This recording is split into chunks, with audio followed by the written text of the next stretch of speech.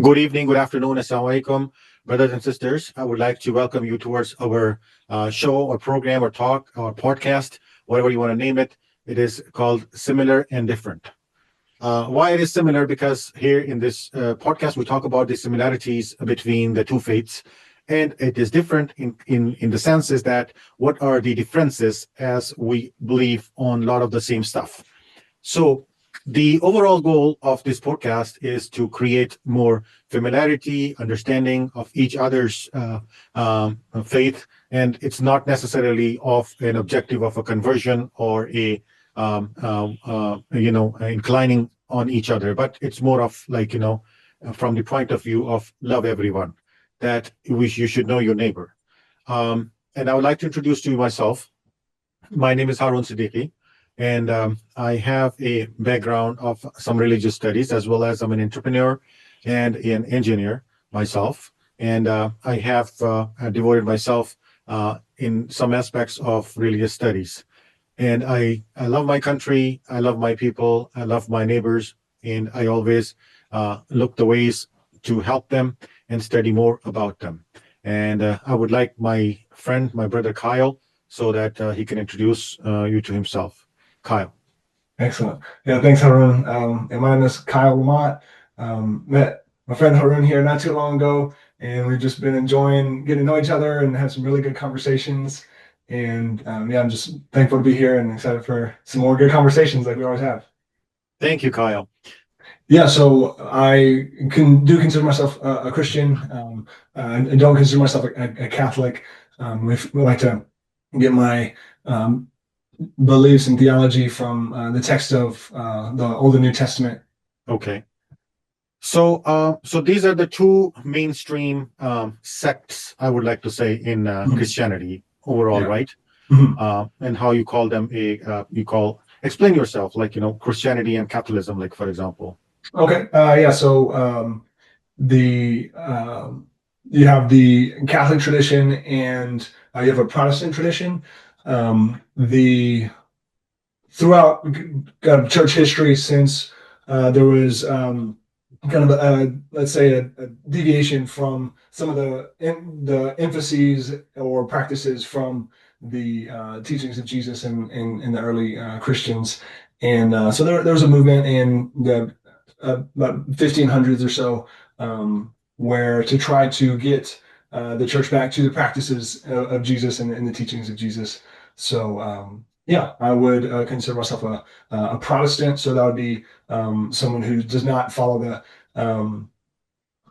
practices of Catholicism, because they and some of my main things with that is just the I think it's the over maybe a well-intentioned but misguided overemphasis on Mary and or Miriam as maybe or any type of praying to anyone but God. I think that kind of misses the point. And why would I go to someone else when I can go straight to the big guy? So that's right. Yeah. Okay. So and that is like, is the difference, like you feel is there between Protestants? Did I say it right? Protestants, right? Protestants. Protestants, but it's okay. the same thing. Yeah, same thing. Okay. Protestants or Protestants are the same thing. It's the same group of people who disagree from some of the practices of the Catholicism, and then they are okay. So it is going to be a learning curve for my audience or our side as well, because a lot of us do not know, all these things. Yeah, that's good. Yeah, and I can however much you feel like I need to clarify or elaborate on, feel free to. Yeah. So the same way, so you will share this video with your side of the group as well, and they will learn, about like what we think and who we are, and I will share with so they will learn with about like, how do we see, because a lot of us is living in the West, especially Yeah. in the United States, Canada, or UK, or Australia. They Yeah. have neighbors. They say, hello, hi, how are you? You cutting the grass? I'm not cutting the grass. And hi, here's the garbage. My light is not working. My phone, but we don't know. We don't talk about the faith much. We don't know. Yeah. We don't understand, So Right. this is like they have a cap. Oh, he's probably have a beard and a cap. He's a Muslim Yeah. guy. That's pretty much it. That they don't know nothing more than that. And this is on the TV. There's a guy who's having a cap and a beard, and he's a terrorist. So it's like, okay, that guy in the TV was a terrorist. Maybe that guy next to me maybe could be possibly. So we don't know each other. Yeah. Yeah. Yeah. You understand? So this is what we're going to talk about a little bit more to understand, who you are, Right. exactly, and Right. things Right. how we should know. Actually, we should be as humans also know. Yeah. If we can help each other in somewhere in some places. Yeah. So you are different. What else is there? Like I also heard about the Mormons. Mm. So would you be able to tell me a little bit about Yeah. tell me or tell us about what is that? Like, is that a sect of Christianity, or how do we look at that? Yeah, so Mormons, that's an interesting example. Now the Mormons that I know, they're very nice people, and they use a lot of the same language, which I think is kind of confusing sometimes because they'll use a lot of the same language that we might use, but in context of their larger story, it actually kind of paints a different story than what I think the narrative of the Torah and the Injil would capture. Hmm. So, for example, I think the larger story of the Torah and the Injil is that the God of the universe who always existed and he's perfect in himself. Um, he created the world, a good world. It got broken, and he laid out a plan to fix the broken world and bring people back to himself in a better restored world, and that they would get to enjoy that with him. And that's kind of the grand story. Hmm. But the interesting thing about Mormonism is they kind of take that and put it in as a small piece of a larger story where they say that the God of the Bible was once a man who elevated to a higher level after his life, and then this being created this world and sent Jesus and all this, and then if you are a good Mormon, then they'll believe that you will create other worlds. And so I remember talking with a Mormon guy, and one of the things I asked him, I said, "So does that mean that you will be worshipped as a god or something?" And he didn't really know kind of how to answer that. But I think the only possible answer is that the people that they would create as gods would worship them. And to me, that totally misses the point. Hmm. And we as Christians believe that no one it deserves or can even bear, can even take the glory or the burden, the responsibility, the worthy enjoyment, the praise of people, Hmm. and that's the God of the universe, and so they have the saying that as man is, God once was, and as God is, man will be. So that is kind of a huge plot twist that you don't kind of get when you first hear, "Oh yeah, I believe in Jesus too," and it's like, oh, okay, so I guess they're but it's a very different storyline, and I think the storyline, the context makes a big difference. Okay. So do they believe in Jesus? Well, the thing about it is like, what do you believe about Jesus Hmm. is I think most important because I could believe that my wife exists, but that has no bearing on if I'm going to be a husband to her, a good person to her. If you say that you believe, or if I try to describe Harun to you, or let's take another way. If you say, "Oh, do you know that Kyle guy?" Yeah, yeah, I know that Kyle guy. He likes to, ride a unicycle. He's got long blonde hair and blue eyes, and he speaks French and all this. And it's like, wait, we're not talking about the same guy. I mean, Hmm. you might Hmm. be thinking of a guy named Kyle, but Hmm. I don't speak French, and I don't have long blonde hair and blue eyes. Hmm. So to just say believe in Jesus is not a very useful term in my opinion. Hmm. Hmm. Hmm. Interesting. Interesting. So you're saying that their idea about of the Jesus is a little different than your idea of the Jesus. Yeah, I think so. Hmm. And I think it would be different than yours because I as well because I one of from what I understand, God was not once a man, and that I don't believe that you will become a God after this life, if that makes sense. Hmm. Hmm. Hmm. Okay. So you're saying like one of the belief of the Christianity is that you will become a god after this life.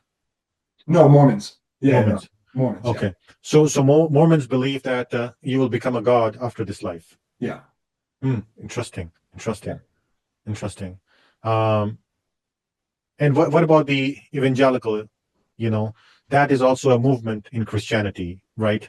Yeah, Yeah. so evangelical comes from the same word that the word NGO comes from. So it just means someone who's focused on the gospel, in other words, like or the good news of what Jesus preaches. So I would consider myself an evangelical, but I think there might be some other connotations and meanings that people might think that that means. But the I just want to bring that evangelical is the same word as NGO. It's Hmm. NGO is the Arabic word for um, Da'wah. Like, evangelion. invitation, like, inviting people probably. Is that what it is? It literally means news, like good News. news. Yeah. Okay. Yeah. So that is like for Arabic, that means the hadith. Hadith Okay. literally means like the news. Oh, okay. I did not know that. All right, Yes. interesting. Yes. Oh, okay. So the hadith is the literal meaning of that is the news. Oh, okay. Yes. So in old days, like people used to go to each other and collect like what they knew from the time of the Prophet Muhammad SAW and what they knew about him and about his sayings. So what I knew, and then if I found out that Kyle knew something, to me it's a news. Yeah, It's something like new I'm learning, and it's new news.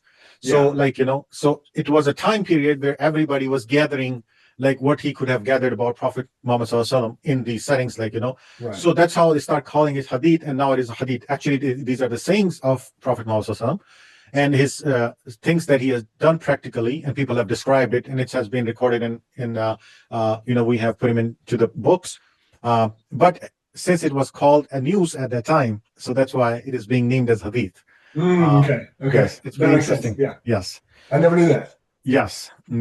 So you're saying like evangelicalism is the same thing, like it means the news. So they bring the news to you, or like because like if you are an evangelical, which means like you are taking the news to each other, or taking, how do you describe that?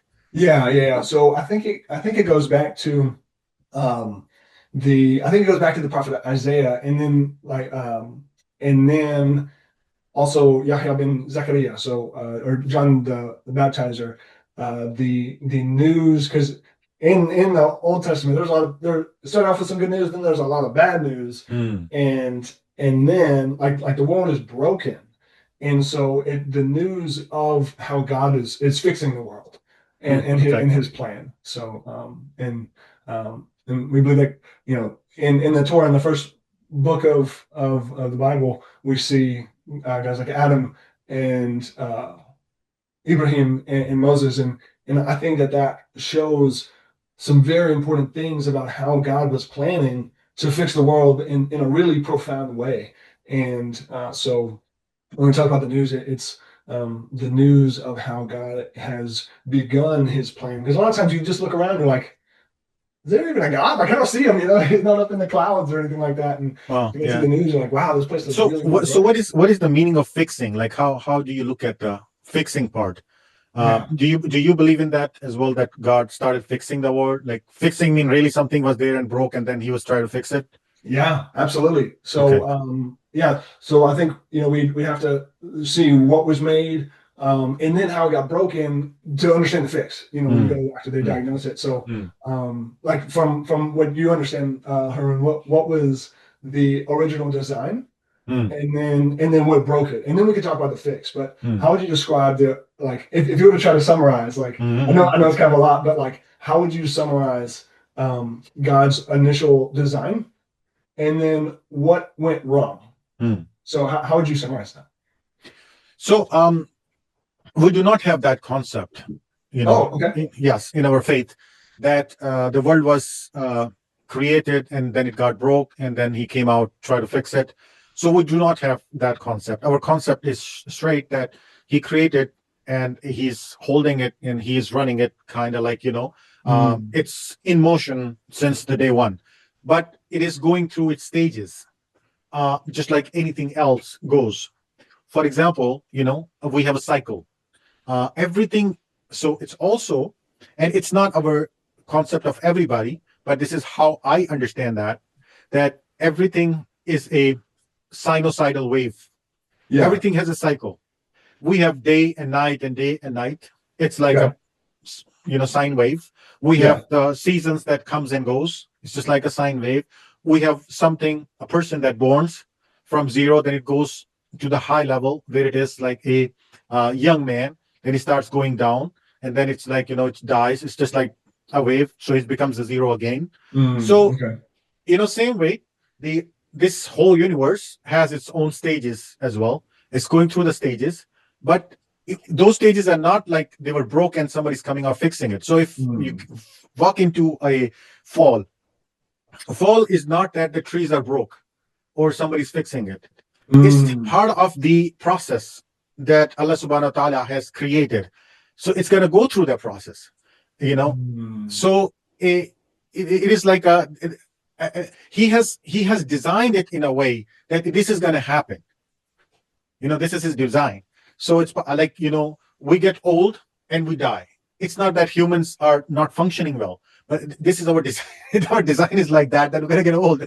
It's not a broken design. It is design. This is a part of the design that we're going to wear off of ourselves and we're going to die, and our next generation is going to turn off. And then we is going to wake up at the last day, the day of judgment, when he's going to say and ask, like, okay, I sent you to the world to do good deeds. What have you done? Let's, put up measurement on it. And all my good deeds going to get out, bring out to me, and they're going to have a weight on it. And then all my bad deeds is going to be there. So in general perspective, I'm just explaining. So whatever is going to have more weight, good deeds or the bad deeds, based on that, it's going to be decided that where I'm going to go. I'm going to go to the heaven or I'm going to go to the hell. Okay. Now, God himself has the power to forgive all my bad deeds, or increase my good deeds, or can create a phenomena or create a scenario where I get some good deeds, or I might have done, for example, I started a charity, and that charity is helping, poor people, put people in the trouble, all that, and I die. And that charity is still there. It's helping hundreds and thousands of people. So at the end of the day, like the day of the judgment, how much, the people got benefited from the charity, God takes all that and put it in my account. And my account gets like, wow. Yeah. And I take the direction to the Jannah or the heaven. So bottom line, from our perspective, there was nothing broken. It is a part of the design. So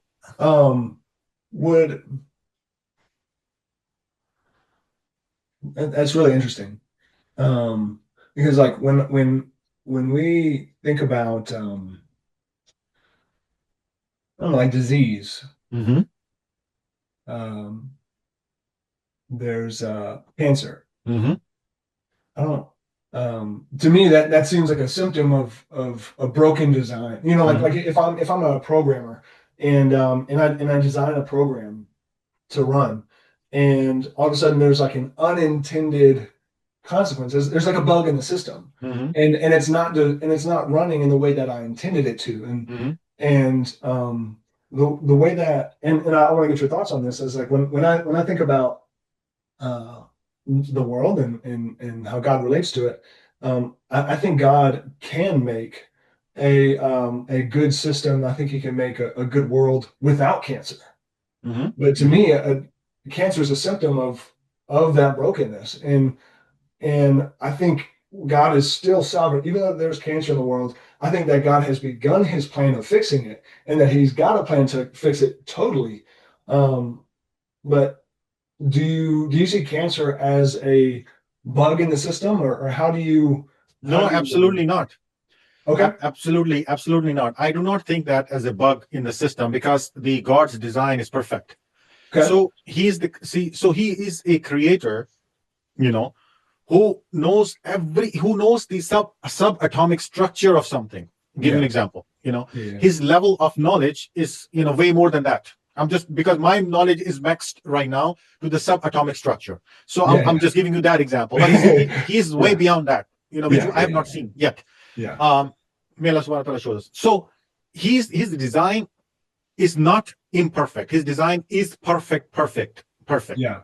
There is no chance of a flaw in there or a bug in there. However, why do we see a cancer? Or why do we see all these calamities and problems and all that in the world? So one of the ways, and I think, and there could be many other interpretation to it as well, but that you're sitting on the chair. Mhm. It's very comfortable. Mhm. But you don't realize until that chair gets broke and you have no chair. You understand? You don't realize until you get a chair that is not comfortable and you have to sit on it.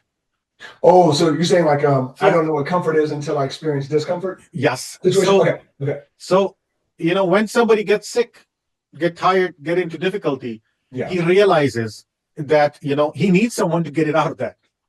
Yeah. He realizes that he needs to pray to God. He realizes that he's suffering. It's a shake up. Yeah. It's a shake up. So if you take the right path, that shake up can help you grow better person. Yeah. Or if you don't take the right path, you can just go down more, and destroy yourself more. Yeah. So cancer is curable now, but 20, 30, 40, 50 years ago, cancer was not curable. And 100 years ago, probably nobody even knows what cancer is. They all say that person is sick and he died. Yeah. Yeah. We don't even know that, right? Yeah. So the thing is that all these things that happens that remind us about God, it is part of the design. Yeah. Yeah. It is like we to realize, give us a realization that we are in a comfort zone. So I'll give you an example. I was in a very comfort zone. My eyesight was 20 by 20.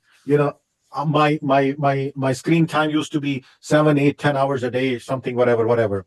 Yeah. Until last year, I have an eye stroke. Okay. Now I realize is that how big of a gift this eyesight is. Yeah. Yeah. Yeah. Absolutely. I have 6 injections in my eye so far, and it's still not like, and I'm praying to Allah subhanahu wa ta'ala that he forgives me. We might have done something wrong. That's why definitely there could have been other causes, but he also has the power to give me a heal. Yeah. You Eye injections sound absolutely horrible. Yeah.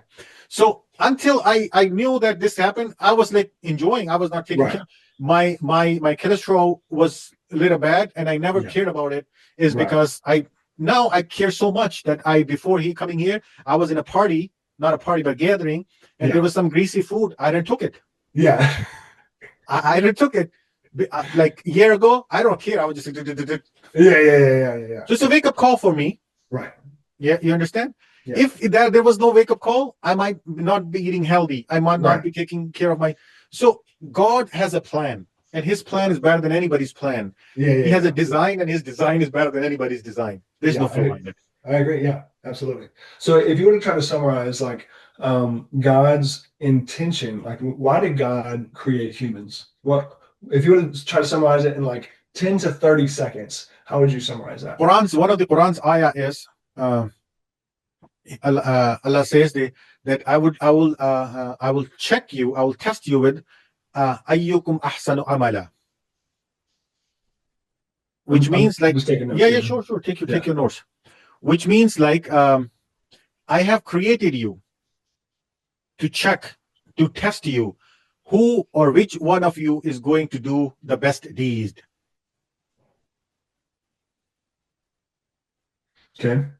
You understand? So it's less than 30 seconds. Yeah. Okay. Okay. Follow-up question. What? Okay. So in the afterlife, we get rewarded. What is God's purpose? And this is another like 30-second summary question. Let's say we have rewards in the afterlife. In the Muslim perspective, what is God's purpose with us in the afterlife? What is God's purpose? Yeah, for like we would still exist. What does like let's say Harun has passed the test and God is like, great job, buddy. Come on in. Like what is his purpose with you after you've passed the test? What is your purpose then? So this is a very interesting conversation, and I'll tell you that.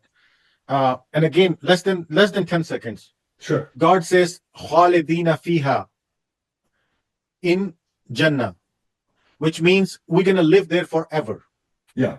Okay, so this is a short time we are here in Yeah. this world.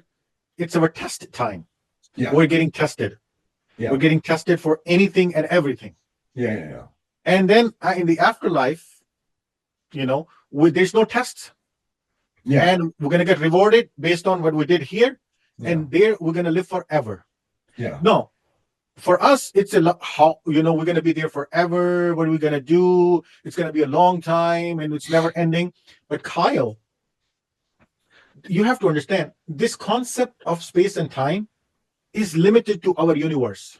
Oh yeah, yeah. No, I'm not. My question is not necessarily will it get bored or not. But my question is, what is your purpose in? Because like, okay, so like if this is the timeline of all of time, and you said, okay, for this time, your purpose is to pass the test and do good deeds, and then for this like eternity, what would your purpose be if you pass the test? What is your purpose for existence after you pass all the tests? So once you this time and space give you an urgency or gives you motivation with a purpose. Yeah. Okay, because you have a time that is running out, your age that is running out, you have an aim that you are missing. Yeah. When you have no concept of time, Yeah. when there is no concept of time at all, Right. all these things, I mean, I don't know how to describe that, because that is a timelessness space, or Okay. even spacelessness and timelessness area.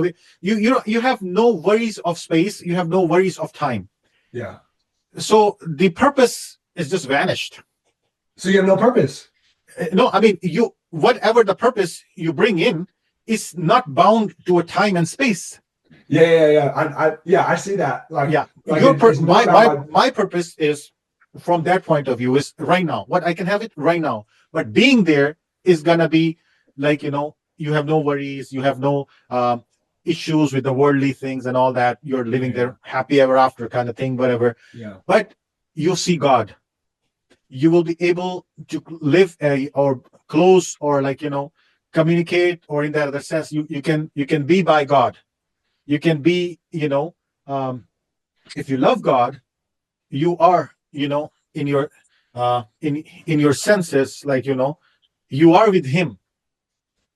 Because in this world, in time and space situation, you're not able to see Him at all. Yeah. And He is gonna show Himself at the end of the world. Yeah. That is one of the biggest purpose. But again, is it going to be, does everybody wants it? I don't know. No, yeah, I don't think everyone wants it. Yeah. So, and also, why doesn't He show Himself here, Kyle? That is also very important, because He is something that nobody has seen. He is something, there's nothing like Him. Yeah. So if He shows Himself that He's so unique, He's so extraordinary, everybody's just going to accept Him right away. Yeah. So the people who's not accepting Him, the people who just denies Him or accept Him half-heartedly, they will just right away, they're just going to say, yes, whatever this person, guy, whoever you want to call it, God is saying, okay, I take it. But that is the test, that He's saying that I'm not going to show it to you myself. If I show it to you, the game over.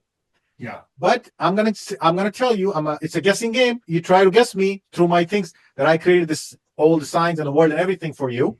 Yeah. You recognize me from this. I wanted to check and see like who recognizes me. Yeah. I am giving you the food, the air, the wife, the kids, the children, the money, everything. I'm helping you out and all that stuff. I wanted to see, who recognizes me. Yeah, absolutely. You said that the topic of this is kind of similarities and differences. And one thing I'd like to point out here is the similarities. And if I were to try to offer um, kind of the 30-second purpose for existing. I think it'd be a lot like what you said of to see God, because to me that makes all the difference. And I Yeah, think of you want to course. see God, and I definitely do. And when in the story of Adam and Eve, the first people that God created, that like the one thing where I would like differ just a little bit is that the purpose now is actually like my purpose for existing now is the same as my purpose for existing for eternity.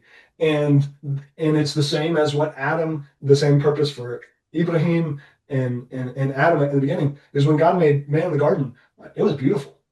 And God was enjoying walking and talking, and there was work. So God essentially he made some gardeners, and so I feel like part of our uh, nature is to cultivate things, to cultivate the garden, the actual ground, to cultivate culture, cultivate relationships. And there's one of my favorite prophecies in the book of Isaiah is that it says that they will have no more need for war. It says that they will take their swords and they will beat their swords into plowshares, into plows. So they're going to take what they used to use for war, and now they're going to use it for agriculture. And so it's this image of the garden that was there initially. God made a garden, and then um, now they're using these tools that are used to break up the ground. Now they're breaking up culture, they're breaking up society, and now we're going to go back to cultivate the ground again and walking with the God of the universe in a good relationship and with Him and each other. And when Isa comes on the scene, he says one of my favorite verses in the whole Bible in John 17:3. He says, "This is eternal life." So he said, "This is eternal life, that they may know you." And he's praying to the Father. Is like that they may know you and the one that you've sent.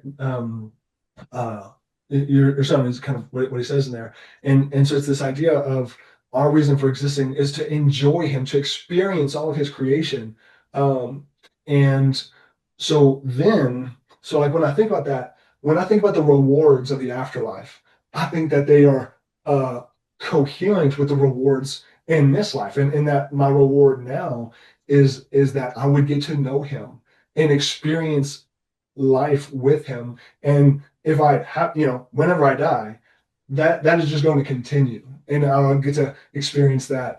Whenever he restores the garden, and that's kind of what the the John writes in the book of Revelation is everything is kind of restored back to the garden when all the curses that happened to humanity were are essentially reversed.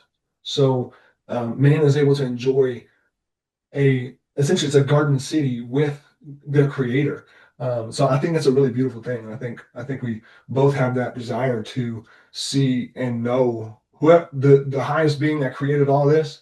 I think we both can't wait to. So how do I summarize this as saying this, that one common thing, similar thing is that we all want to see the God. Yeah, We all absolutely. wanted to meet him.